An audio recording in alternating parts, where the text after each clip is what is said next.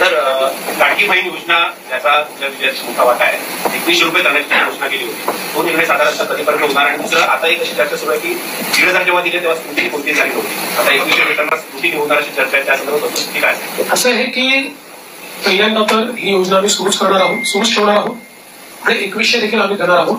आता बजेटच्या वेळी त्याचा आम्ही विचार करू आणि शेवटी आपले सगळे आर्थिक सोर्सेस जे आहेत ते सोर्सेस योग्य प्रकारे चॅनलाइज झाल्यानंतरच आपल्याला ते करता येतं. त्याच्यामुळे ते करण्याचा निर्णय पक्का आहे. जी आश्वासनं दिली ती आश्वासनं पूर्ण करू. त्याकरता ज्या व्यवस्था करायच्या त्या व्यवस्था आम्ही आधी करू. स्क्रुटिनीचा जिथपर्यंत सवाल आहे तिथपर्यंत एवढंच आहे की निकषाच्या बाहेर जर कोणी घेतलं असेल, निकषातला जो असेल त्याला कोणालाही त्यातनं कमी करायचं नाहीये. पण काही तक्रारी आल्या आहेत की निकषाच्या बाहेर मिळालेला आहे. जसं आपल्याला कल्पना असेल की शेतकरी सन्मान योजना जेव्हा मोदीजींनी सुरू केली त्यावेळी पहिल्यांदा जे काही बेनिफिशियरीज होते लक्षात आलं की मोठ्या शेतकऱ्यांना देखील ते मिळालेलं आहे. मग नंतर त्यातल्या अनेक शेतकऱ्यांनी स्वतःच त्या ठिकाणी सांगितलं की आम्ही या निकषात बसत नाही. मला असं वाटतं त्यानंतर ती स्थिर झाली.